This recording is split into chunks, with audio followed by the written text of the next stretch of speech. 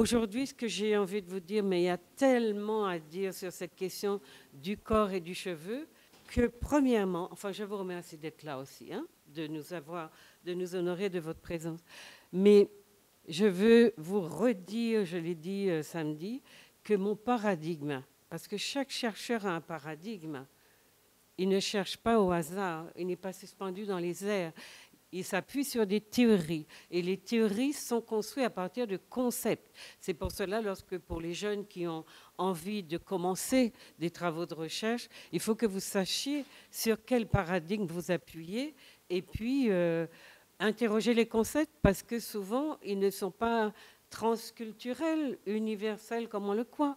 Les Occidentaux ont créé les concepts qui leur permettaient de s'asseoir dans l'humanité comme étant le groupe dominant, le groupe supérieur, autoproclamé, etc. Et c'est à partir de leurs concepts qui nous définissent en deçà de leur présentation, de leur position dans le monde, qu'ils arrivent à maintenir l'idée qu'ils sont au-dessus de la masse, au-dessus de la mêlée. Donc, concept, etc. Moi, je vous ai dit que mon paradigme, c'était celui de la domination. La lumière en face de mes yeux ne m'arrange pas du tout, mais alors, le paradigme exploré, c'est celui de la domination. Ça veut dire que lorsque j'ai commencé, parce que j'ai dit la dernière fois que j'étais militant, c'est-à-dire que moi je cherche depuis bébé, comment nous sortir des griffes du colonialisme français. Et très tôt, très jeune, j'ai eu un œil qui observait les dominations, puisque autour de la plantation, la Martinique, c'est une grosse plantation, la Guadeloupe aussi. Et donc, on voit bien les relations béquets-nègres, noirs, blancs. Tout le temps, on est dans ça. Et puis, il y a toujours les nègres qui disent « oui, monsieur, oui, buana ». Et les blancs qui sont de plus en plus grands, élancés et pointus parce que, voilà, ils ont des peuples de nègres soumis. Et je n'ai jamais supporté cette image. Elle est là encore, même quand j'ai écrit un livre qui s'appelle « La racisation », j'en ai profité pour régler beaucoup de comptes avec ces gens-là. Donc, si vous lisez le rapport des Noirs et des Béquets, vous allez voir, d'ailleurs, depuis ce temps-là, le livre est sorti en 2002, depuis ce temps-là, je traverse pas mal de calvaires, mais j'assume parce qu'il faut qu'à un moment ou à un autre, on sorte de la domination, de la soumission, et puis surtout, qu'ils aient moins l'impression que c'est facile de dominer les nègres comme ils le croient. Il faut qu'un jour, on dise merde, on ne marche plus, on ne veut pas de cette domination parce qu'elle est véritablement prédatrice, profitationneuse, tout ce que vous voulez. Donc, j'ai travaillé sur cette relation dès le départ et je me disais qu'il fallait que nous soyons au milieu de la vie aussi pour dire non. Et ce que j'ai observé, c'est que les nôtres passaient beaucoup de temps à se tenir en retrait, à ne pas oser se mettre au milieu du schmilblick, au milieu de la société, des lieux de pouvoir, des lieux de passage. Et je me disais, mais comment est-ce que nous allons arriver à sortir de cette position d'infériorité dans laquelle on nous a véritablement relégués et qui convenait, qui avait l'air de convenir en tout cas à beaucoup des nôtres. Donc la première chose que j'ai interrogée, c'est qu'est-ce qui fait qu'on n'arrive pas à s'affirmer en face d'eux et à se mettre au milieu de la vie. Et j'ai observé que nos pratiques, les pratiques esthétiques ou les croyances qu'avaient les gens sur leur corps, leur couleur, leurs cheveux, etc., que ça brimait, les empêchait d'entrer dans une relation plus forte, plus frontale parfois, sans qu'on soit dans la guerre. Mais il fallait, à un moment ou à un autre, qu'on essaye de comprendre pourquoi les nôtres étaient si timorés. Et j'ai observé que la vision qu'ils avaient, la représentation qu'on avait de nous-mêmes, était une représentation en défaut, qui faisait qu'on se faisait petit, pour passer inaperçu, pour qu'on ne regarde pas les cheveux, pas la couleur, pour qu'on soit, si vous voulez, dans les petits espaces, les petits interstices qui nous sont réservés, et bien qu'on arrive à passer sans trop s'égratigner, sans trop être vu, sans trop... Et j'ai compris que les pratiques esthétiques qu'on avait étaient basées sur cette vision de soi, une représentation qui est absolument en défaut et qui empêchait notre peuple de s'assumer et d'être plus affirmatif, assertif. Ça veut dire Je suis, j'existe, etc. Et donc, j'ai commencé ce travail. Donc, ceci pour vous dire que je n'ai pas... Voilà, je n'ai pas regardé les cheveux en me disant il y a un problème. J'ai regardé qu'est-ce qui faisait qu'on était en péché. Et j'ai pris en illustration la question du traitement du corps et du cheveu. Illustration du paradigme de la domination. Parce que ce sont des pratiques et des petites choses que nous vivons au quotidien que nous n'interrogeons jamais. Parce que c'est, oui, pourquoi tu fais ça? Oh, je fais ça comme ça, on a toujours fait comme ça, on s'est toujours fait frire les cheveux, on a toujours pensé que métis c'est mieux que noir, on a toujours pensé que peau claire c'est plus joli que peau, mais d'où vous viennent ces idées? Pourquoi les avez-vous? Et pourquoi les pratiquez-vous?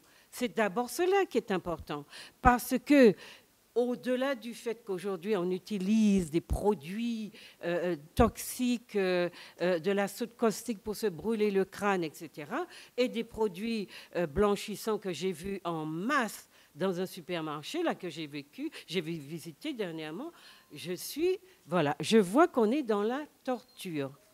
Torture de nos corps, torture des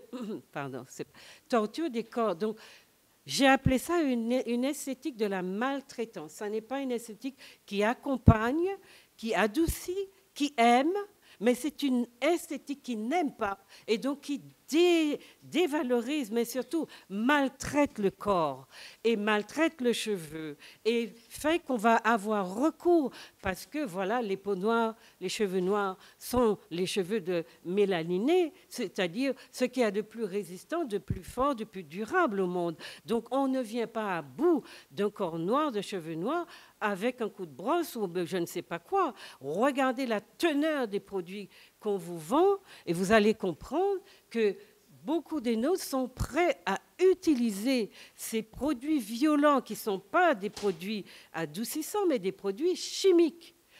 Ça veut dire que si un groupe humain, parce que ma question ça a été au départ, pour travailler sur les cheveux, comment se fait-il que tout un peuple, parce que ça n'est pas un épiphénomène, tout un peuple pratique, par exemple, le défrisage. Aujourd'hui, nous l'avons focalisé ou nous focusons sur les femmes. Mais rappelez-vous qu'aux États-Unis, où le défrisage est né, les hommes et les femmes se défrisaient. Il n'y avait pas un artiste qui allait se présenter devant les Blancs, parce qu'il dansait et jouait d'abord pour les Blancs, qui acceptait de voir, d'avoir son cheveu naturel. Donc la domination, c'est ça. La domination, elle n'est pas seulement économique. C'est cela que nous avons toujours étudié. Nos hommes, nos femmes, on étudie la domination économique. La domination, c'est le travail moins payé. Oui, on étudie le monde du travail, comment les Blancs nous prédatent en nous payant moins, en nous tenant maintenant en bas de l'échelle, on étudie. La domination, c'est tout ce qui fait que, voilà, de manière macrologique, macro-sociologique, macroéconomique, tout ce que vous voulez, ça se voit et on dit, voilà où se trouve la domination. Eh bien, moi, les sciences humaines que je pratique sont des sciences qui regardent par le tout petit trou de la serrure pour montrer comment, finalement, ce que nous n'interrogeons pas, c'est cela qui nous tire vers le bas de manière très systématique parce que nous les avons assimilés, ils nous ont aliénés et ils ont fait désormais partie, ils font désormais partie de notre manière de nous voir, de voir les choix que nous faisons, choix de partenaires, choix d'enfants, de descendance, etc. Aujourd'hui, on ne se passe plus seulement de la chimie, de l'hydroquinone sur la peau, mais on veut l'enfant aussi biologiquement blanchi. Et nous sommes donc dans des pratiques d'auto-extermination. Ça veut dire que cette dimension de la domination que nous n'interrogeons pas assez souvent, parce que j'entends tout le monde me dire on se métisse parce qu'on s'aime, l'amour. Il n'y a que pour les nègres que l'amour existe comme ça. Tous les autres font ce qu'ils veulent, leurs essais, ils goûtent à toutes les autres femmes, à tous les autres hommes, mais du coup, chez nous, on les marie, on fait une descendance, on leur passe tous nos biens, enfin bref, on s'efface, on disparaît au nom de ce présumé amour. Donc moi, j'interroge ça. Quand vous regardez tout l'espace de fréquentation, tout ce que nous développons comme pratique, eh bien moi, je vous dis que ce qui a été le plus touché, le plus violenté, le plus détourné de sa vision originelle, c'est le corps, précisément. Et pourquoi le corps? Parce que quand les colons sont arrivés, ils ont dit d'abord, on ne va pas coloniser seulement leur territoire, il nous faut leur corps. Et ils n'ont eu de cesse, en amenant dans nos régions avec eux une vision du corps supérieur. Voyez, le corps, c'est un territoire, je l'ai dit dans d'autres livres. Le corps est un territoire, donc on le cultive, on le travaille, on l'exploite quand on est dans des relations d'exploitation avec d'autres qu'on veut tenir sous sa domination.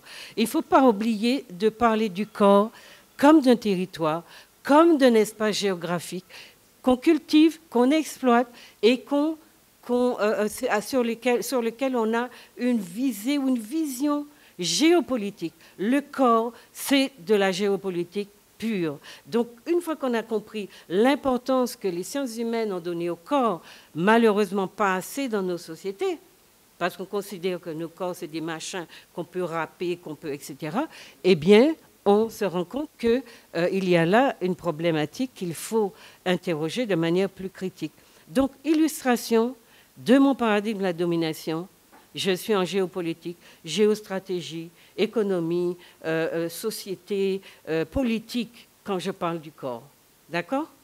Et donc, le travail que j'ai mené, c'était essayer de montrer, parce qu'on parle très macro, montrer dans des petits détails comment nous nous y sommes pris, les nôtres, nos ancêtres, les Américains, etc., pour arriver à considérer de ce regard que le blanc avait posé sur les nôtres en premier, en situation d'esclavage, de domination totale, de mains attachées, de traversée de l'Atlantique à fond de cale, attachés, remplis d'excréments pendant 3-4 mois, cheveux en bataille. Quand ils arrivent, ils sont exposés sur des podiums. Et qu'est-ce qu'on voit?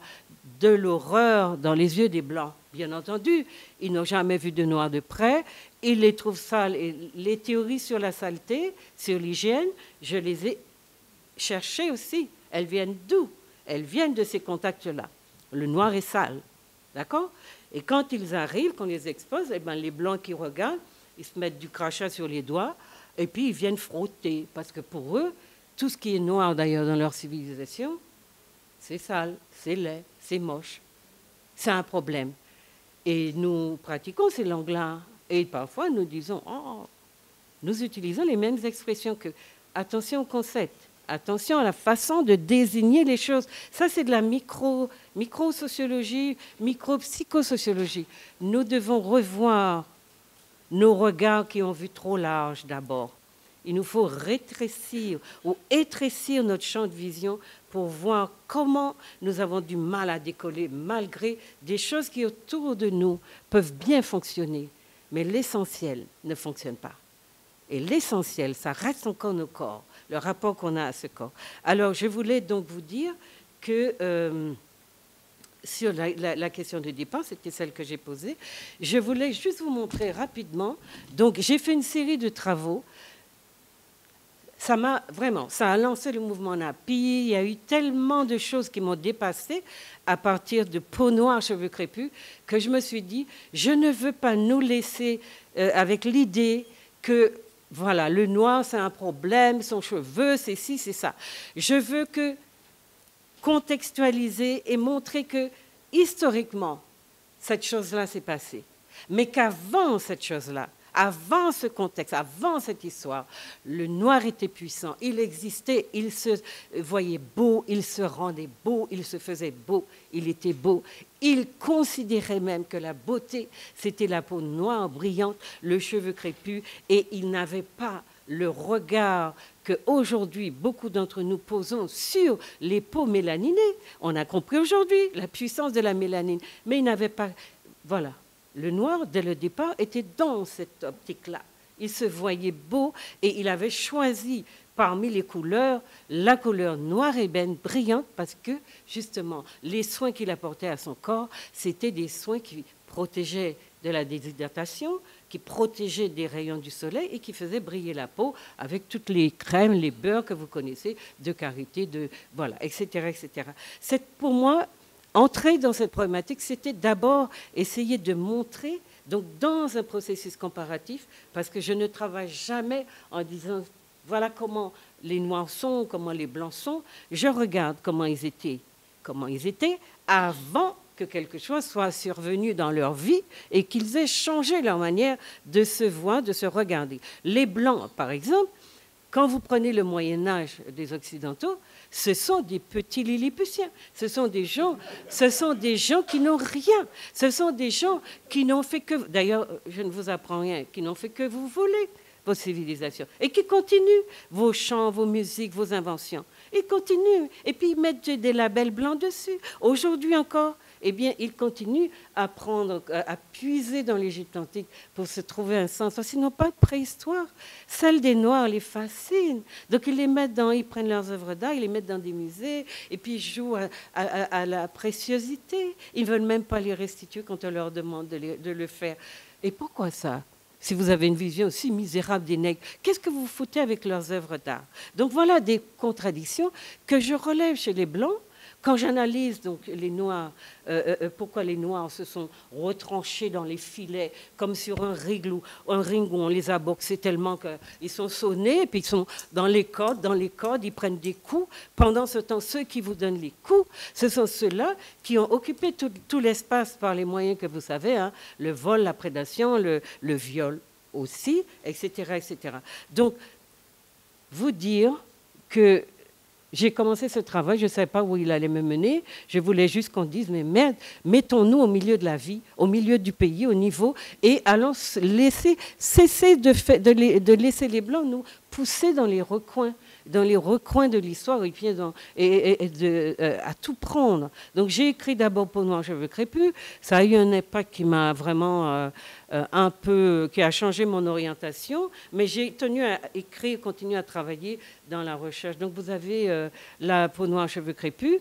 Ensuite, j'ai fait un article, quand j'ai enseigné à l'université de Strasbourg, c'est un article très dense, très très dense, qui a été publié dans une revue économique, revue de sociologie économique et culturelle. J'ai ensuite écrit du cheveu défrisé aux cheveux crépus, parce que Peau noire avait lancé quelque chose de très puissant et les femmes commençaient à se dire, parce qu'on faisait des salons, les femmes commençaient à se dire, mais on veut revoir nos cheveux parce que maintenant on sait pourquoi on ne les aime pas ou pourquoi on les défrise et on sait les conséquences du défrisage chimique. D'accord ? Parce que je vous passe l'épisode du fer qui faisait frire les cheveux et qui faisait que des pays entiers embaumaient d'odeur de cheveux frits tellement les femmes se maltraitaient. Donc voilà, je l'ai publié en deuxième édition chez Public Books. Ça s'appelle donc simplement Du cheveu défrisé aux cheveux crépus. Ensuite, il y a eu un grand colloque à Toronto en 2010 où, pour la première fois, j'avais avancé l'idée que ça, c'était des séquelles de l'esclavage, ça. Cette manière d'avoir transformé son rapport à son corps. Et donc, à Toronto, le colloque s'appelait les séquelles psychologiques de la traite négrière transatlantique, de la TNT, au propre et au figuré. Quand vous faites le sigle traite négrière transatlantique. Donc, c'est publié en anglais pour ceux d'entre vous qui veulent. Et puis, je me suis rendu compte que les petites filles, les mamans, tout le monde était mêlé avec la petite fille noire, qu'on défrisait déjà dès l'âge de 8 ans et que c'était très dangereux. Et pour développer l'estime de ça, ça ne pouvait pas continuer. Donc j'ai écrit une histoire, j'ai pris un prénom que, je croyais égyptien, mais finalement ce sont les Grecs qui l'ont appelé Isis. Mais bon, en tout cas, c'est un petit personnage égyptien et je fais une série. Donc il y a plusieurs livres où je lui parle un peu de son histoire par séquence pour qu'elle soit dès le départ habitée par cette idée. Et puis le livre, l'idée que j'ai eue, et je pense que c'est un livre qui aurait déjà dû détrôner Peau noire, cheveux crépus, parce qu'il est très puissant, et je vous le dis en toute simplicité. Je me suis demandé pourquoi les polémiques autour de la couleur des Égyptiens continuaient. Parce qu'on avait quand même, Cheikh Anta avait montré quand même assez que les Égyptiens étaient des Noirs. Le bonheur ou l'avantage ou je ne sais quoi le profit que j'ai tiré du fait de travailler sur les cheveux, c'est que je me suis dit, mais voilà, une opportunité de continuer la réflexion, le travail, oui, ce que Cheikh Anta a institué comme savant que nous avons, qui est le plus grand dans notre univers. Et comme je sais que c'est vrai, il a posé ça là, mais nous ne nous en servons pas, nous comme chercheurs. Je me suis dit, je vais ramasser ça aussi et je vais essayer de montrer, en allant fouiller le plus loin possible dans l'Égypte antique, retrouver les faciès des personnages, les cheveux des personnages. Et grâce à la question du cheveu crépus, donc le livre a beaucoup d'images, grâce à la question du cheveu crépus, je crois qu'on a vraiment fait le tour d'un problème qui est que aucun blanc, même s'ils effacent et décolorent, etc., aucun blanc, ils n'ont pas encore trouvé les manières peut-être chimiques de défaire complètement le cheveu des Noirs, mais toutes les images que j'ai trouvées montrent jusqu'à la 18e dynastie où il y a le cheveu qui se rallonge parce que les Égyptiens sont envahis, il y a eu des guerres avec les leucodermes, donc il y a des métissages, mais il ne faut pas vous tromper sur le sens de ces métissages. On est dans une civilisation négro-nègre, africaine, kémite, tout ce que vous voulez. Les blancs ou les métis qui apparaissent là ne sont pas socialisés par des blancs. Les blancs sont très très loin de tout ça. Et c'est pour cela qu'aujourd'hui, ils récupèrent les faciès les plus clairs, les cheveux les plus longs pour dire, voyez, l'Égypte était blanche. C'est faux. Et puis, j'ai vu que malgré toute cette beauté que l'Afrique a inventée, nous avons encore des sœurs qui sont mêlées avec elles-mêmes, hein, donc dans beaucoup d'endroits sur le continent, c'est vrai. Alors, on n'est pas dans des jugements de valeur, mais il faut continuer, il faut essayer de comprendre pourquoi elles continuent à penser qu'il y a un problème avec leurs cheveux, ou bien qu'elles ne sont pas entrées dans la modernité. Donc, le dernier livre que j'ai écrit, c'est Modernité occidentale, tombeau de l'esthétique négo-africaine. C'était pour montrer que cette vision que nous avons d'être entrés dans une modernité que nous ne maîtrisons pas, parce que nous n'avons pas accompagné l'esthétique du corps dans l'évolution des sociétés africaines. Donc c'est venu imposer de l'extérieur et on a cette vision que l'esthétique, elle doit être, elle est forcément occidentale, donc elle présente les traits de l'Occident. Donc ça, ce sont les quelques livres que j'ai écrits sur le sujet. Alors, je voudrais maintenant vous présenter. J'ai demandé que nous soyons en interactivité. Si vous voulez déjà poser des questions, faites-le. Voilà ma démarche là pour la suite. Je vous présente quelques modèles de coiffure. Je vous présente des modèles de peigne pour vous montrer combien l'Afrique, l'Égypte antique, avait un rapport à son corps et à son cheveu qui était véritablement... attends, je vais prendre... alors ici, je veux vous montrer un peu, puisque je vous ai dit qu'il faut qu'on reste dans la comparaison, hein, pour que vous appréciez le travail de raffinement que les Africains effectuaient sur leurs cheveux. Ça, je vous montre un peu quelques coiffures. D'accord? Ça passe, hein? Alors, on a parlé d'architecture du cheveu, de tout ce qu'on veut. On a utilisé un vocabulaire extraordinaire. Donc, j'ai pris quelques photos anthropologiques pour que vous voyez le travail, le temps qui était consacré. Et puis, on va parler après du temps culturel. Hein. Donc, vous avez vu que chaque coiffure demande beaucoup, beaucoup de génie, de rigueur, et surtout de symétrie. Un sens, alors ça, c'est pour Kalala, le sens de la symétrie des mathématiques, c'est extraordinaire, puisqu'on retrouve aussi les fractales dans les coiffures. Vous voyez, donc, je vous laisse apprécier quelques coiffures. Vous me ferez vos remarques si vous voulez.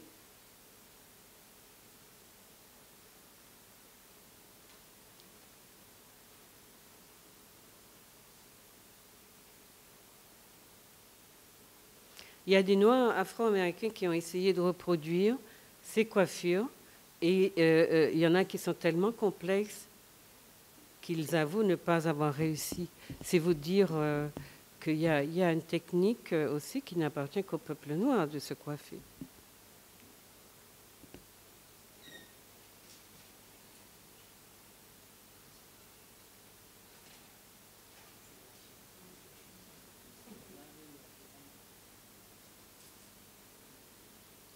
Et ça, c'est dans la vie de tous les jours, mais vous avez vu le visage décoré, des tresses, des couronnes. La natte qu'on trouve depuis l'Égypte antique.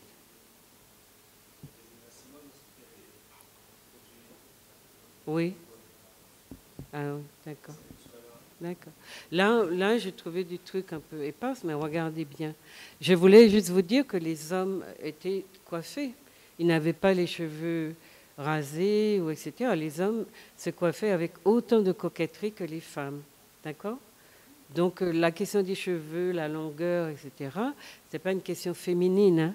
C'était l'homme africain, l'homme noir avait ses cheveux et il les enjolivait comme les femmes le faisaient. Vous voyez toutes ces coiffures qui sont très anciennes et magnifiques.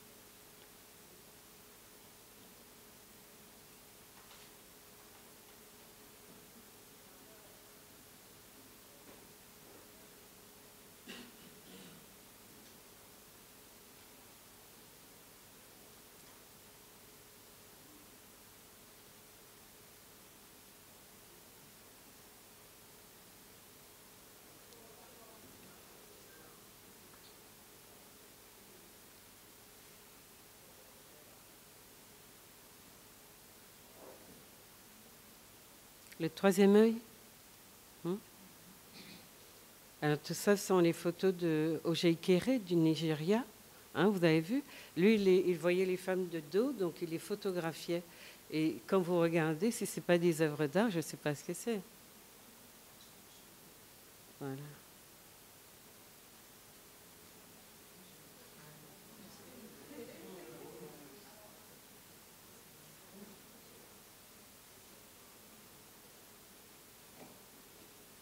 Voilà le Bouddha, cheveux crépus. Ça, c'est une romaine, hein? Vous avez vu? Après la chute de l'Égypte antique, voilà. Imba, une femme Imba. Voilà, les cheveux sont sculptés avec de l'argile. Namibie. Des coiffures qu'on a aujourd'hui encore. Et là, on les a dans l'Égypte antique depuis le début.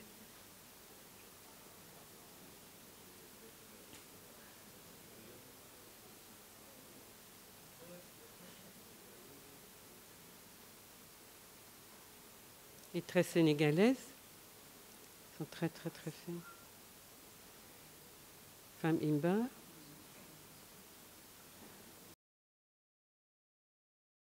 Je voulais vous montrer qu'il y a un paradoxe. On dit que les Noirs ne s'aiment pas, rejettent leurs cheveux. Moi, dans mon travail, j'essaye de comprendre par quoi ça passe. Je demande aux femmes si les tresses reviennent à la mode en Afrique. Accepterez-vous de vous tresser les cheveux? Regardez les réponses que j'ai sur 250 personnes. Vous voyez, c'est paradoxal. Parce que nous, on a dans l'idée qu'elles ont jeté leurs cheveux à la poubelle, que c'est fini, qu'elles ne voient pas. Voilà. J'ai une majorité de femmes qui me disent oui, si les tresses reviennent à la mode en Afrique, oui, j'accepterai de me tresser. Ce qui signifie que les pratiques culturelles qui s'observent actuellement, enfin disons esthétiques, hein, moi je mets toujours esthétique entre guillemets, ce sont des pratiques qui marquent la domination, qui l'assument, qui la construisent, qui l'acceptent, qui l'épaississent, en attendant probablement que dans un mouvement de revival, la coiffure africaine, l'environnement africain, le pouvoir africain reprennent son ascendance pour que les Africaines et les Africains, les Noirs dans le monde, se sentent en sécurité et décident que ce sont eux qui fixent les règles de l'étiquette sociale. Où je vais, c'est peut-être la coiffure que nous a montré notre sœur. C'est ça qui sera peut-être... Voilà. Mais vous voyez, ce que j'essaye de vous montrer, c'est qu'à travers le corps, Vous pouvez interroger les rapports entre les êtres, entre les pays, entre les civilisations et les puissances. Et le corps noir, c'est celui justement qui n'occupe pas son espace, qui n'est pas assez, je dis en général, hein, il y a beaucoup de gens, de frères, de sœurs qui ont fait les... Mais c'est très important qu'on comprenne d'où vient cette domination et pourquoi elle se perpétue. Parce qu'il y a eu un mouvement napi dans le monde, en Europe, beaucoup. Et pourquoi ça ne touche pas le continent aussi fortement qu'ailleurs? Pourquoi? C'est une question à se poser. Maintenant, la question de quand j'irai bien, je porterai mon cheveu, ça veut dire que pour le moment, je l'ai mis en réserve, mais je ne l'ai pas jeté. J'attends d'être dans la reconquête de moi-même. Donc voilà, ça c'était une partie de l'enquête que je voulais vous montrer. Je peux répondre à vos questions, mais je voulais vous parler de ce livre-là. Je vous ai dit que très vite, hein, pour qu'on ait le temps peut-être un peu d'échanger, je ne voulais pas qu'on ait à dire que voilà, le noir ne s'aime pas. Ce n'est pas vrai, puisque c'est une construction sociologique. Et la dernière question vous montre que quand les conditions seront réunies, ben, les Africains, les Africaines reprendront leur beauté et la remettront au milieu de leur vie. Votre corps, si vous le supprimez, vous n'irez nulle part. Vous serez toujours... Est-ce que vous savez que ceux qui pratiquent le plus la chirurgie esthétique, qui se font le nez, les lèvres, etc., ce sont les Noirs, les hommes. Parce que de plus en plus, nos hommes sont avec des femmes blanches et pour être dans une configuration acceptable, ben voilà, ils se font... Donc les cabinets de chirurgie, etc., esthétiques sont très... Enfin, je vous dis ça parce que j'ai interrogé. Hein, donc la chirurgie esthétique, elle est très pratiquée par les hommes noirs. Je ne vous parle pas des femmes noires qui de plus en plus ont les moyens de le faire et le font. Donc il faut que vous sachiez, au niveau du maquillage, on apprend aux gens aussi à diminuer les traits entre guillemets négroïdes, donc avec des poudres, des fonds de teint, on leur fait donc la racine du nez diminuée, les lèvres sont amincies. Enfin, vous avez un maquillage qui a étudié de manière incroyable comment changer finalement la configuration noir-nègre du noir. Et ça n'est pas, j'allais dire, même dans le milieu de la mode, de l'esthétique, vous voyez, ces milieux où on change le corps des femmes aussi, au niveau de la façon d'être en chair. Voilà. Donc, la domination, je vous conclus là-dessus, sur ce corps-là, la domination du corps, quand vous prenez le temps d'étudier tout ce qu'il faut pour qu'un noir soit accepté, tout une noire, hein, tout ce qu'elle fait ou qu'il fait pour être accepté, pour masquer son altérité, sa différence que les autres n'acceptent pas, eh bien vous voyez qu'il passe un temps, une énergie, puisqu'on parle d'économie, un argent incroyable à enrichir les autres, parce que les autres ont un problème avec son physique. Si vous récupérez, comme le font les Indiens, les Chinois, ces pratiques aliénées, elles se désasiatisent, les femmes chinoises et japonaises. Les Indiennes se blanchissent, celles qui se trouvent trop foncées. Mais ce sont des entreprises, des machins qui sont développés chez eux, chez elles, et l'argent, l'économie que cela génère, profite à ces peuples-là. Donc quand je dis, même si vous disiez, comme le garçon nous disait, Lénie nous disait, elles veulent des fesses en béton de négresses, elles veulent... Oui, mais j'ai demandé déjà à plusieurs reprises, mais qui font ces fesses en béton? Qui opère les lèvres pour les rendre minces? Cet argent-là que le peuple noir génère, puisque c'est lui qui génère l'économie la plus incroyable au niveau des pratiques de transformation de son corps. Cet argent-là ne retombe pas dans son escarcelle. Et nous avons à nous interroger sur combien de temps encore voulons-nous continuer à enrichir les autres, à la limite, puisque nous sommes dans des pratiques de dénaturation, formons-nous et puis essayons de voir que l'argent retombe chez le peuple qui pratique ces genres de dénaturation. Voilà, ça c'est pour revenir au corps et vous dire. Alors moi je ne veux pas rester sur cette idée-là, c'est pour cela que c'est le paradigme de la domination que je prends. Je ne veux pas rester sur cette idée que le noir c'est un problème. Je veux vous montrer que le monde dans lequel le noir vit la modernité est un monde qui ne l'a pas accepté et qui continue à faire pression pour qu'il ait un corps, d'abord que le blanc va accepter, parce que le noir en tant que tel fait peur au blanc. Vous savez qu'il a trouvé des intermédiaires qui sont les métis, et il les met là où il faut, il les utilise comme il faut, il fait, etc. Et puis nous-mêmes, on est contents. Dans Peau noire, cheveux crépus, vous allez trouver une enquête que j'ai faite avec des Africains qui vivent en Europe, et tout le monde veut un enfant métis, hein. On ne veut pas d'enfants noirs, c'est-à-dire les propres génocidaires de leur propre peuple, ce sont les noirs eux-mêmes. Quand on ne veut pas un enfant noir, c'est qu'on ne veut pas, on se génocide soi-même, d'accord? Mais c'est pour vous dire que ce sont souvent des pratiques qu'on n'a pas interrogées. Est-ce que vous comprenez pourquoi je vous ai dit que c'est important? Je ne voulais pas rester sur ça. Donc j'ai travaillé. Ce livre-là m'a permis de prendre la théorie de Tchequentin qui disait que les Égyptiens étaient noirs. Donc je me suis dit, on peut le prouver par la question du cheveu. Et si vous voulez, je vous montre quelques, parce que notre ami est un peu impatient, je vous montre quelques images. On n'ira pas jusqu'au bout, juste quelques images pour vous prouver que, voilà, c'était clair, les Égyptiens. Les photos de l'Ancien Empire. Bon, il y a tous les pharaons, mais je crois que j'ai pas de, non, j'ai pas Internet, donc ça va pas. Vous voyez ces coiffures-là, elles sont carrées, et ce sont les petites boucles qu'on a, ce sont les petites, ce qu'on fait avec le beurre de karité, etc. Hein, les petites boucles. Chez nous, on appelle ça cacacabrite, etc. Mais voilà, des coiffures de l'Ancien Empire. Regardez-les. Vous voyez, on trouve encore ça chez les Igbos, mais regardez les coiffures de l'Égypte antique. Vous voyez, elles sont toutes carrées, crépues, et elles ont le front couvert. Parce que chez les Noirs, le front couvert est un signe de beauté. Vous voyez, ils ont leurs critères. On couvre le front parce que pour eux, la beauté, c'est un petit visage. On couvre le front et la coiffure est carrée et on dégage l'oreille. Ça, c'est typiquement égyptien et africain dans beaucoup d'endroits. Regardez les autres photos. Vous voyez, 4e dynastie. Donc, je suis montrée très loin pour qu'on ne dise pas que oui, c'est 18e. Voilà, 4e dynastie, on remonte, la coiffure carrée, vous la retrouvez même dans des régions aujourd'hui, d'autres régions. Regardez ici, front couvert, coiffure carrée, oreilles dégagées. Ici, vous avez un cheveu crépus très court. Très court. Mais vous montrez le crâne allongé chez certains peuples, etc. Voilà, 6e dynastie, 6e dynastie, 6e dynastie. Vous avez vu les coiffures? 6e dynastie. Ancien Empire. Moyen Empire.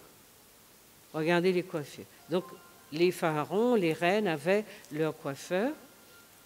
11e dynastie, 11e dynastie, 12e dynastie, 12e. Vous avez vu les coiffures? Elles sont toutes pratiquement reproduites à l'identique. Là, on commence à avoir ce qu'on appelle des parures de tête et non pas des perruques comme les Blancs les ont appelées. Le némès, c'est ce que portaient les pharaons. Vous voyez, c'est ce grand morceau de tissu qui retombait sur les épaules, etc.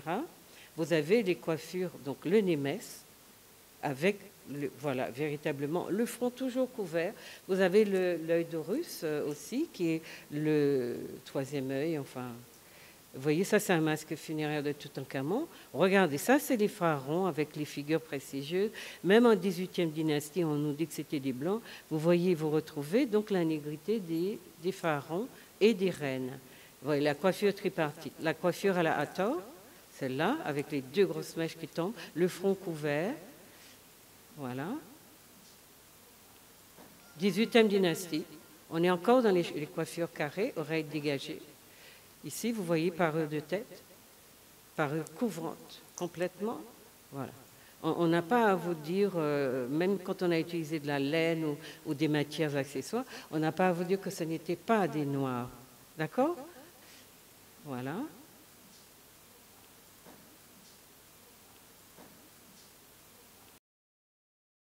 Et il dit, Est-ce que vous pensez qu'une blanche avec ses beaux cheveux se serait donné autant de mal d'inventer des rajouts, des tissages, etc.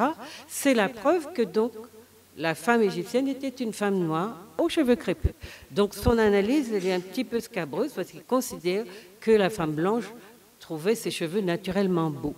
Moi, je vous dis, pour avoir beaucoup travaillé le sujet, ce n'est pas vrai. Elles ne portaient pas d'ailleurs ces coiffures sur le front qu'elles ont imitées de l'Égypte antique. Et je peux, si on avait le temps, je vous aurais montré tout ce que l'Europe a pris en matière d'esthétique, de coloration des cheveux, de maquillage. J'ai tout expliqué dans le livre.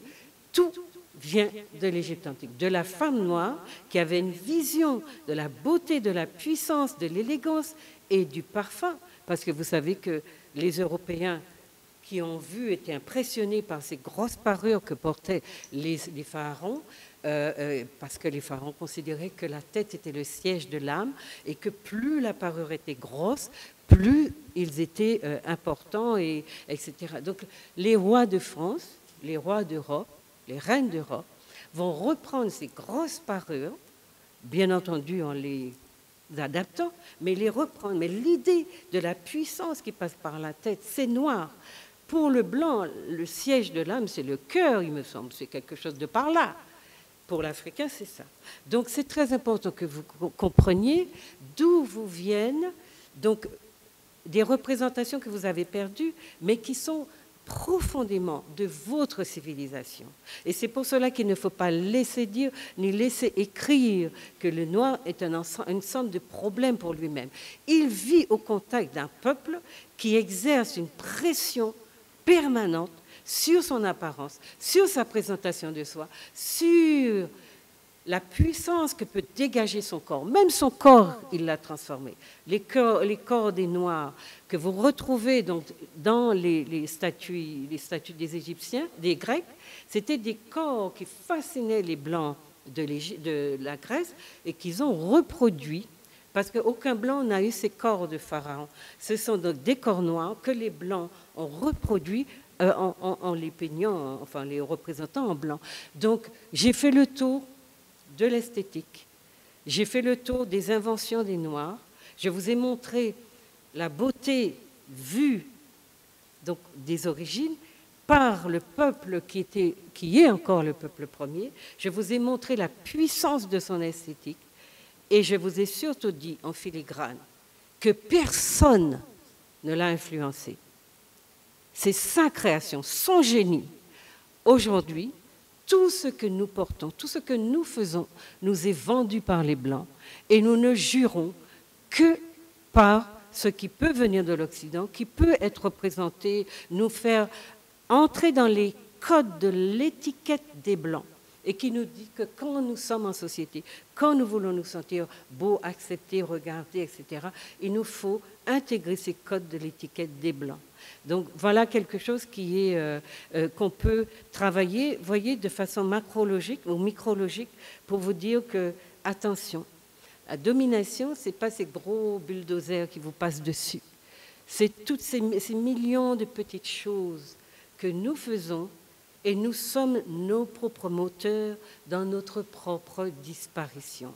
Et si nous comprenons bien ça, la renaissance que Paul Elie et tous les autres veulent remettre en branle, eh bien, elle se fera d'elle-même parce que vous irez puiser dans vos modèles pour les faire évoluer, pour les moderniser si vous voulez, mais une modernité qui sera la vôtre, qui sera de votre sensibilité, de votre génie, de votre création. Comme on a plein de stylistes qui font des choses extraordinaires à partir des tissus africains, dans les meubles, tout. Voilà, on voit tous nos grands chefs d'État assis dans des gros fauteuils en cuir de blanc, alors qu'ils ont des meubles en bois d'une extraordinaire beauté. Enfin, ce que je vous dis là pour le corps, transposez-le pour tous les domaines de la vie des Noirs et vous allez voir que c'est nous qui enrichissons les Blancs parce que nous adoptons leur technique. Voilà, je vous remercie.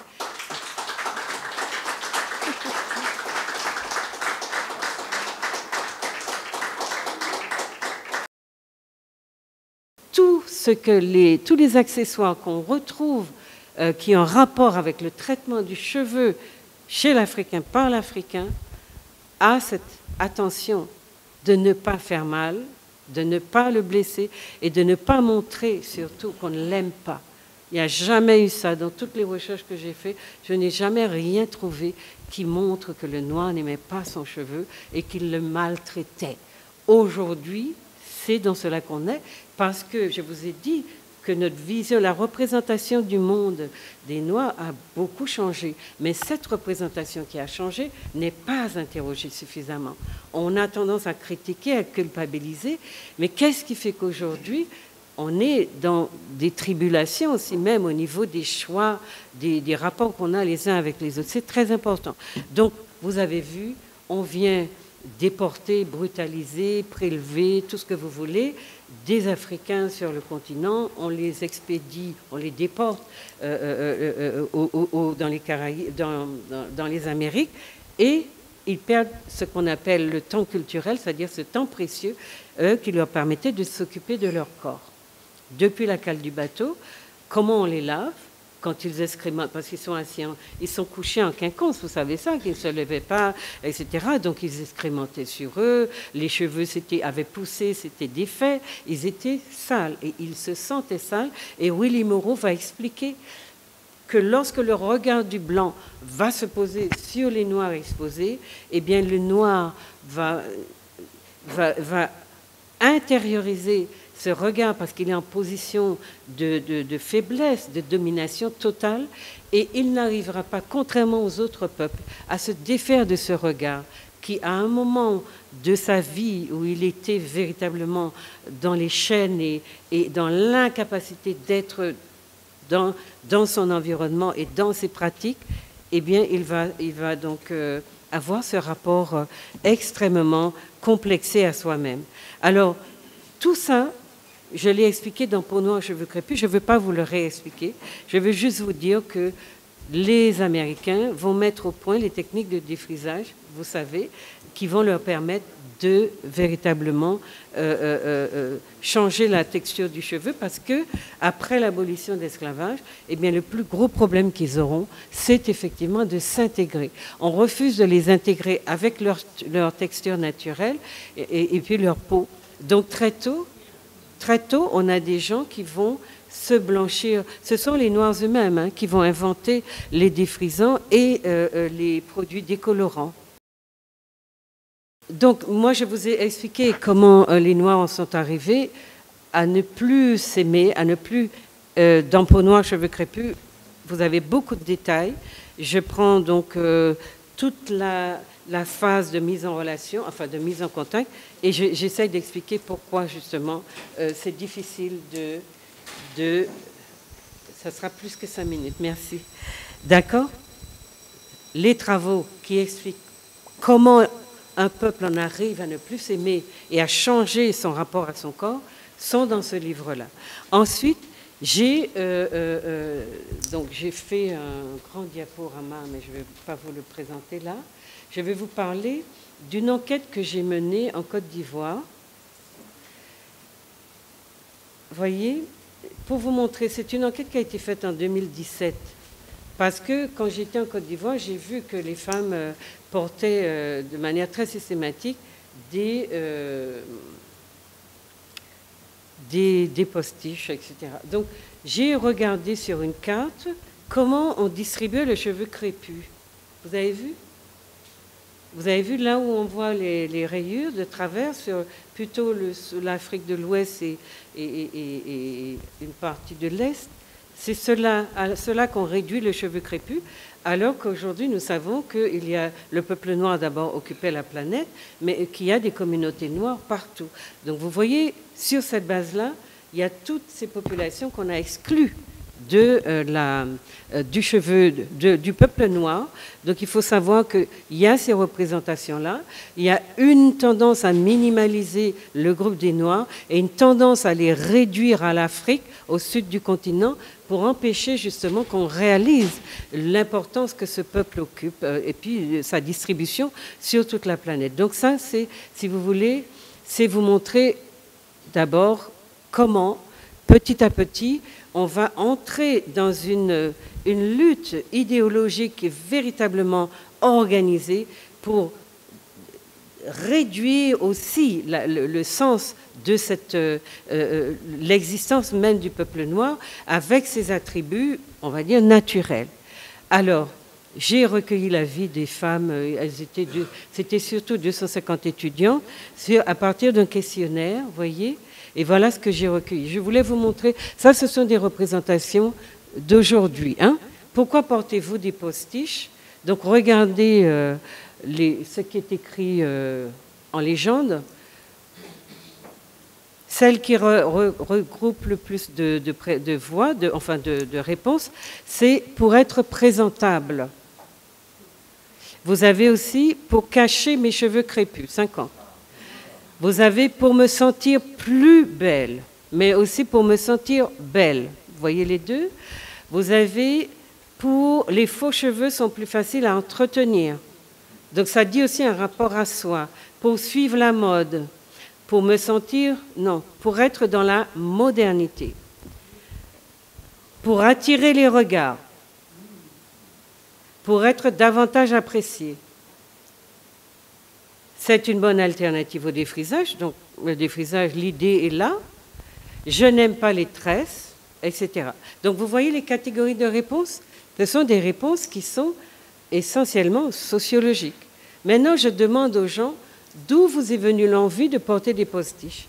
Et la réponse la plus importante, c'est de mon entourage. De la télé après, vous voyez, de mon entourage et de la publicité. Donc d'où viennent aux femmes l'idée de se changer? Ben, vous avez ici... Ensuite, à quel moment portez-vous le postiche? Et pour moi, c'est ça la question, la réponse clé. Pour aller aux cérémonies, 121 réponses. Pour aller au travail, 82. Pour aller faire les courses, pour sortir le soir, pour aller au cinéma, pour aller en boîte de nuit, pour aller au restaurant, tout le temps. Voilà, vous avez quand même un tout petit nombre de gens qui le portent tout le temps. Ça veut dire quoi? Je n'ai pas besoin de vous expliquer que ce sont des réponses sociales.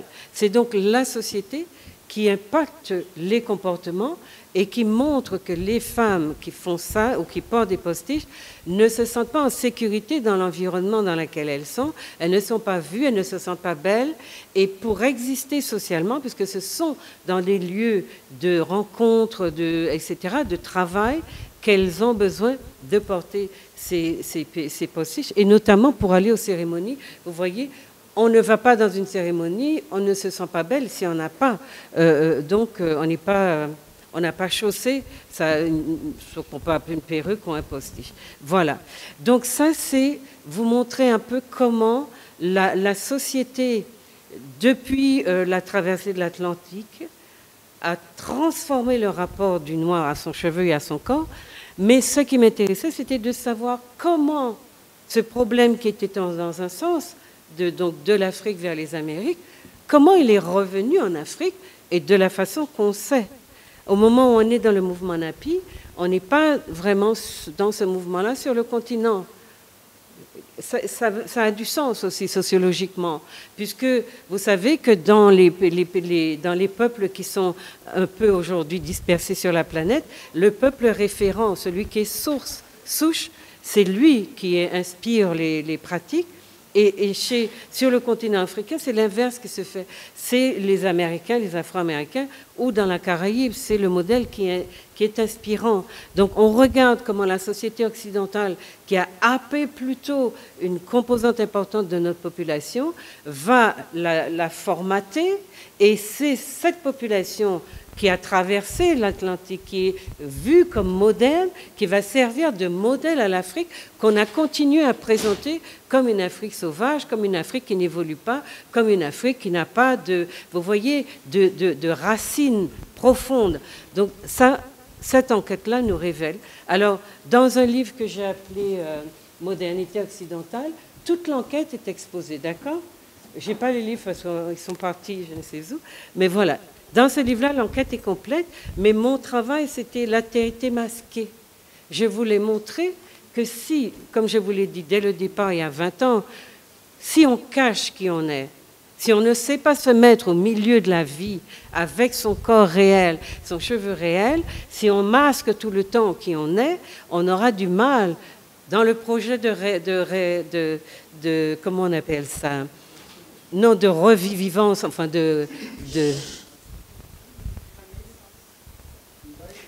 Et si vous parlez sur ce dont je parle là, ben, faites-nous part de vos réflexions. Le revival, la renaissance africaine, on ne l'aura pas au noir dans le monde, on ne l'aura pas. Et je peux vous dire, une des choses qui m'a le plus frappée, et c'était véritablement extraordinaire, j'ai été interrogée par des centaines de journalistes, de revues, de presse occidentale, et toutes m'ont posé la même question. Est-ce que c'est Black Panthers? Est-ce que c'est un mouvement révolutionnaire? Est-ce que c'est ci, c'est ça? J'ai dit, c'est un travail sociologique.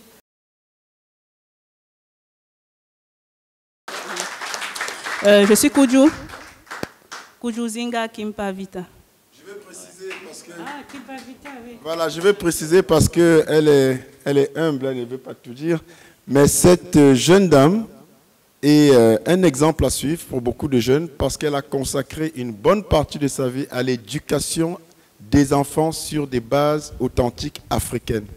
Applaudissez pour elle. Vous pouvez retrouver ces éléments et ces pages sur Facebook sous le nom de IDA, le ministère de la décolonisation.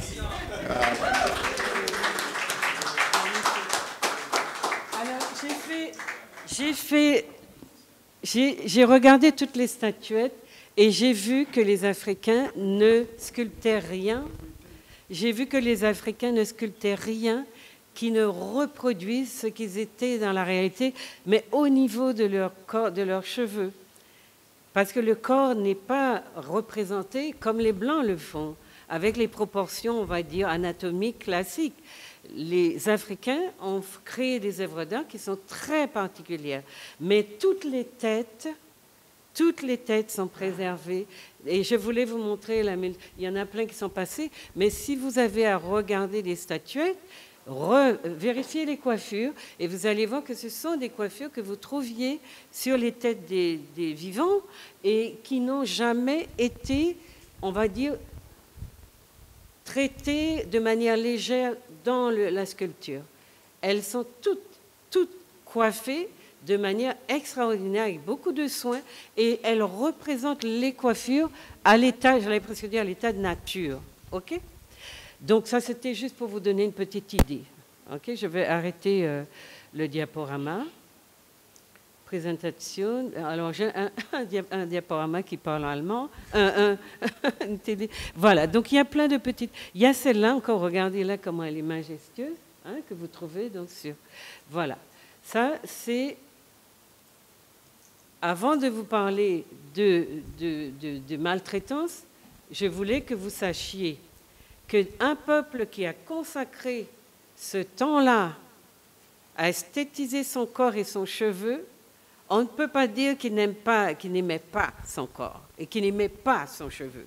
Et pour vous parler de la domination, eh bien, ce sont des circuits que j'ai dessinés.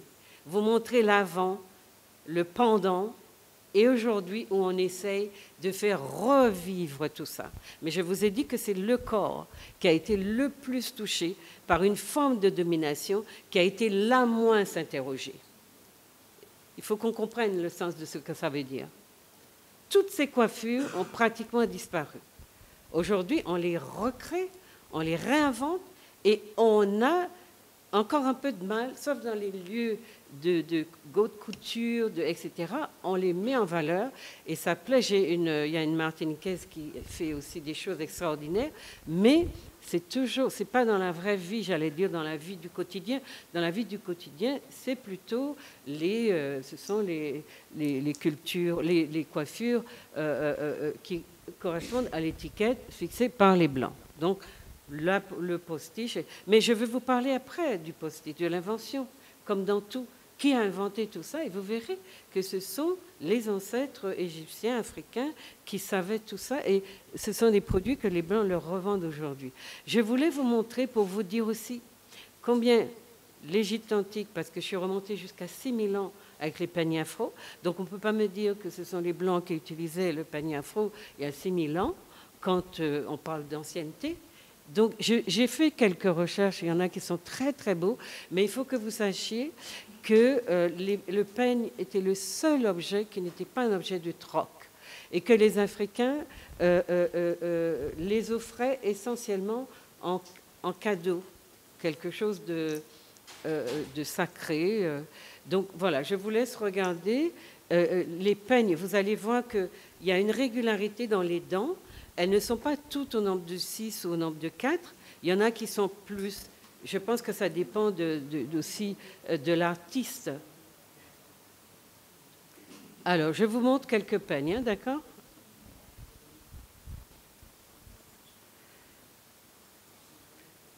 Regardez les sculptures, regardez la longueur des dents, et surtout, il faut que vous sachiez que la pointe des dents, la pointe des peignes était arrondie et polie pour ne pas se prendre dans le cheveu, parce que c'est du bois souvent ou du métal, et on avait le soin que les Africains mettaient à démêler ce cheveu avec amour, a disparu dans les Amériques, dans les sociétés d'esclavage, parce que le temps qu'avaient les Africains pour s'occuper d'eux-mêmes, de leur corps et de leurs cheveux, était un temps culturel, c'est-à-dire que la coiffure pouvait durer plusieurs heures, mais ce n'était pas une coiffure qu'on refaisait chaque jour, comme pour les cheveux des Blancs.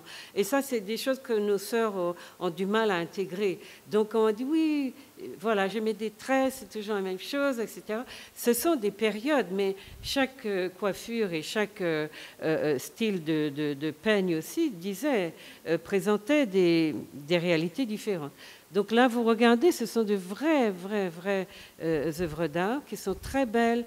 On s'en occupe, on sculpte. Alors, il y a du métal, parfois des matières mixtes, hein, bois et métal, ou bronze, etc. Donc, je vous laisse les voir assez rapidement pour que vous vous fassiez une idée. Vous avez vu ici, les dents sont toutes petites. Et c'est plus long. Voilà, il y a toujours des sculptures. Parce que ça dépendait bien sûr du génie du sculpteur, de celui qui faisait le peigne.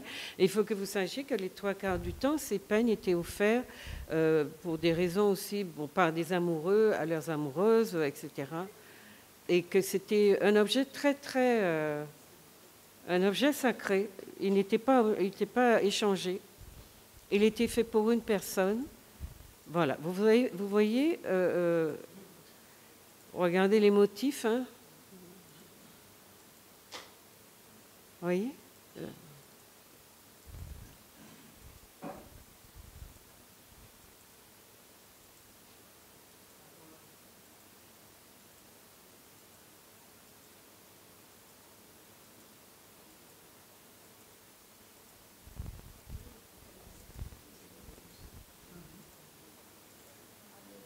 Alors, j'en ai choisi quelques-unes, mais il y en a beaucoup.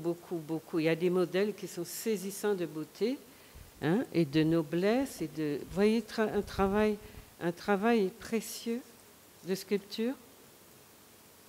Voilà.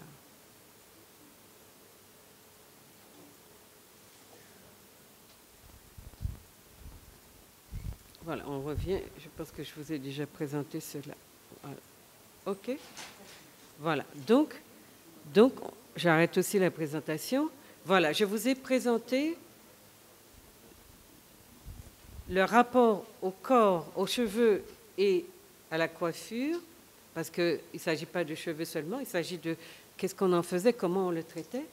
Et vous allez voir que le fait que les Africains, qui connaissaient beaucoup leurs cheveux, ont créé ce type de peigne, c'est parce qu'ils savaient que leurs cheveux étaient spiralés. Et les pointes des peignes qui étaient absolument polies de manière à ne pas tirailler et faire mal comme on l'a aujourd'hui dans nos sociétés, eh bien c'était que ces pointes s'enfonçaient dans les boucles et le cheveu crépus se coiffe du bas vers le haut. Le cheveu du blanc se prend à la racine et on tire. Donc les dents toutes petites sont des cheveux qui passent dans le cheveu lisse comme ça et qui arrivent tout en bas. Le cheveu, si vous adoptez cette méthode de coiffure qui fait souffrir, parce que le cheveu noir n'est pas implanté très profondément, dès qu'on le tire, il fait souffrir. et le cuir chevelu se fragilise. Donc, quand nous avons changé aussi, beaucoup des nôtres qui ont les cheveux purement vraiment crépus, ont adopté cette manière de se coiffer. Et c'est une manière qui dénature leur rapport même, la connaissance que les Africains avaient du cheveu. Donc, les pointes du peigne s'enfoncent dans les boucles et le cheveu est tiré vers soi et il est démêlé de bas en haut. D'accord ? C'est le contraire chez les Blancs. Donc, c'était vous montrer la connaissance profonde que les Africains et les Égyptiens avaient de leurs cheveux. Et surtout, ce sont des corps qu'on a aimés. Un cheveu qu'on a forcément aimé. Pour lui trouver des objets aussi beaux, pour s'en occuper, on les a forcément aimés. Donc, voilà ce que je voulais vous dire avant qu'on aille dans « oui, les Noirs n'aiment pas, c'est ça ». On a besoin de ces comparaisons. Merci Juliette. On retient en filigrane que en matière d'esthétique, les Noirs n'ont rien à envier à qui que ce soit. Les autres n'ont rien appris aux Noirs en matière d'esthétique, mais que tout a été copié et que chercher à copier l'autre, en réalité, c'est le professeur qui se soumet devant l'étudiant et devant l'élève. C'est quand même paradoxal. Reprenons nos responsabilités, reprenons notre autorité sur notre corps, sur notre cheveux, sur notre réalité historique, contextuelle, culturelle. Assumons-nous et soyons les modèles que le monde attend pour sortir du chaos culturel, économique, spirituel actuel. Merci Juliette. Je rappelle quand même, pour ceux qui ne savent pas ou qui n'ont pas lu entre les lignes de ce qu'elle a dit, vous avez entendu parler de la mode nappy, du concept de nappy, natural and happy. Vous savez que ce mouvement a été rendu célèbre à partir des États-Unis par une personne qui l'a déclenché, qui n'est autre que la sœur de Beyoncé, Solange Knowles, parce qu'elle a une certaine aura, une certaine célébrité. Je m'en vais donc vous informer que Solange Knowles, qui a lancé la mode nappy, qui est aujourd'hui connue de par le monde, c'est sur la base du livre de Juliette Smeralda. Donc à l'origine du nappy, vous avez Juliette Smeralda. Remettons à César ce qui est à César et à Juliette ce qui est à Juliette. Voilà.